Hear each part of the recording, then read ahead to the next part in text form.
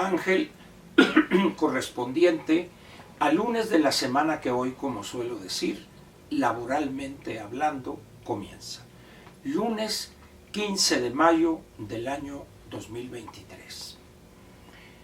Voy a comentar con usted hoy lo que es una costumbre en este espacio.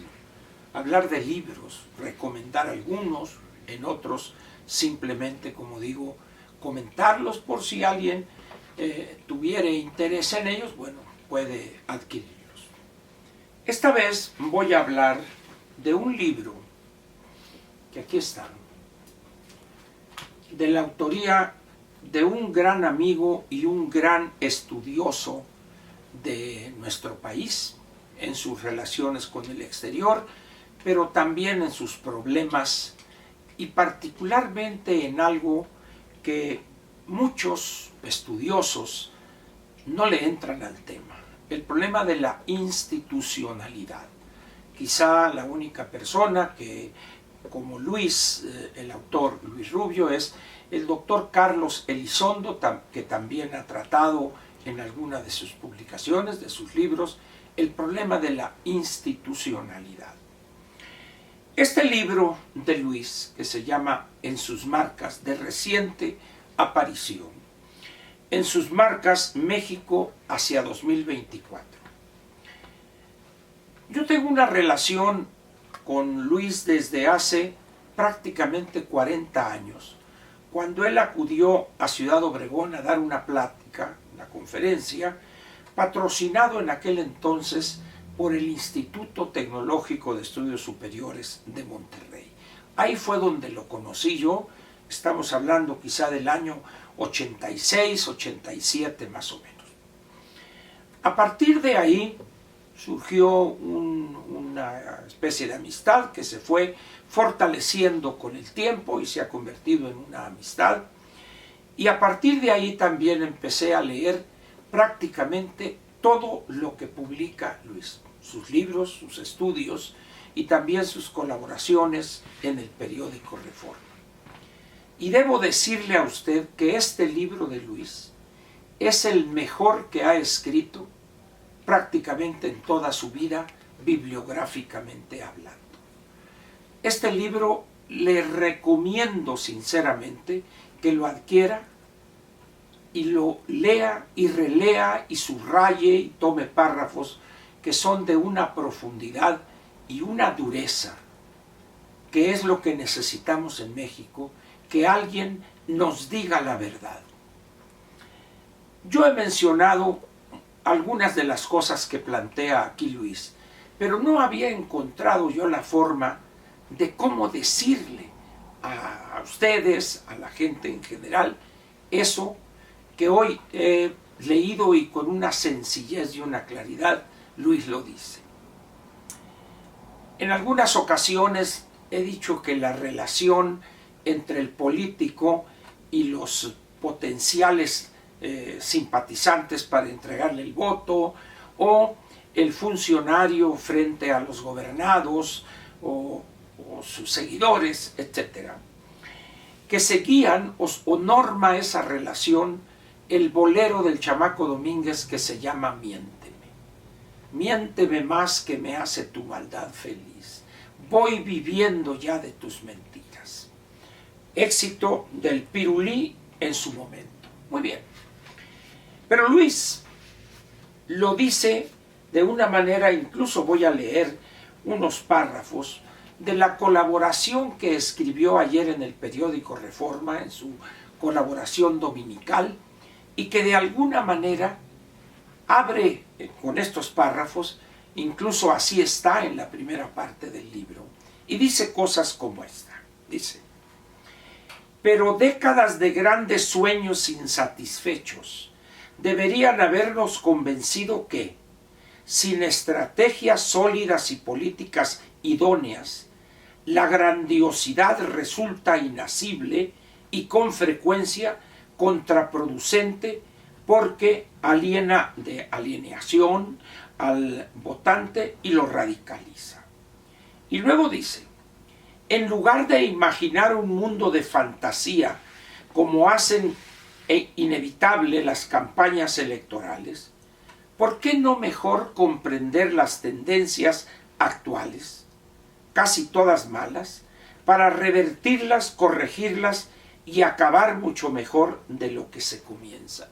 Dicho de otra manera, cada gobernante que llega, presidente municipal, gobernador o el mismo presidente de la República, plantea cosas grandiosas, grandielocuente el gobernante, y plantea paraísos inalcanzables. Y ahí es donde el elector se ilusiona y piensa que es factible, dada la palabra del gobernante, para concretarlas. Y la realidad nos enseña que no es así.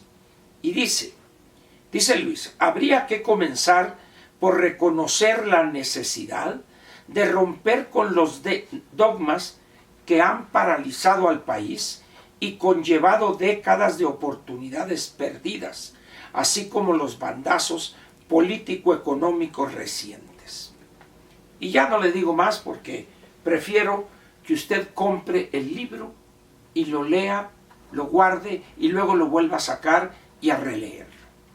Mire usted, México hoy está en una encrucijada, no solo política, por los desatinos, ocurrencias y muestras de una visión caciquil pueblerina del actual presidente. Si al mismo tiempo que exhibe él esa proclividad, esa inclinación autoritaria, y la economía estuviera creciendo al 4, 4,5, 5%, ni caso le haríamos a sus locuras.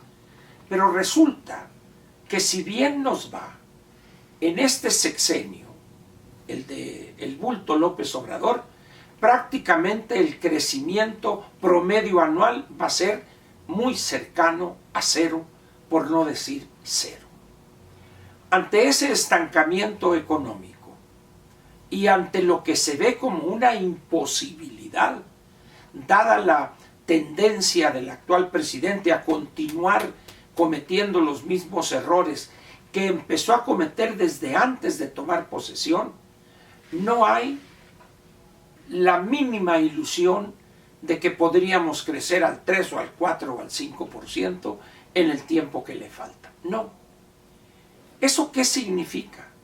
Que vamos a terminar peor que como empezamos el 1 de diciembre del 2018. Pero aquí hay algo, y es muy importante como lo plantea Luis en su libro.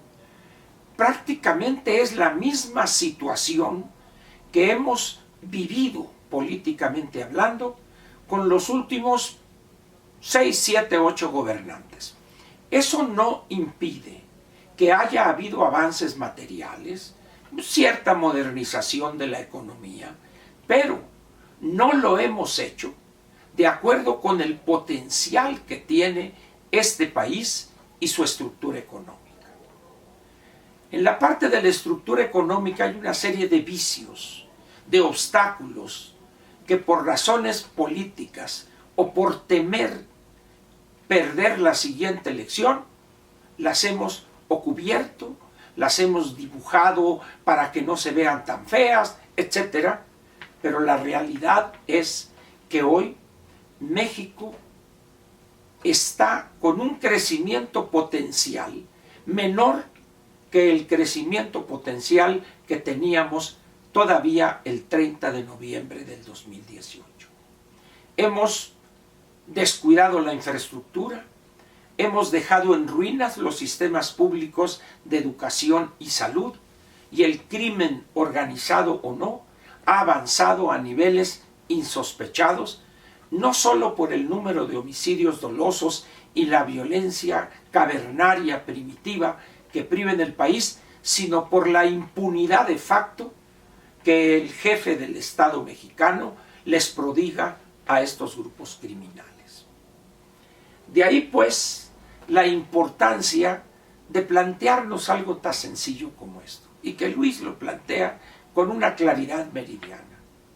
¿Por qué no decirle a los mexicanos, cuando estamos a las puertas de quizá la campaña presidencial más importante en la historia contemporánea del país, decirles la realidad en cuanto a la situación muy difícil para construir ese paraíso terrenal del cual todos los gobernantes hablan como si su sola palabra fuera la magia que iba a cambiar así, casi en un instante, esta cruda y ofensiva realidad.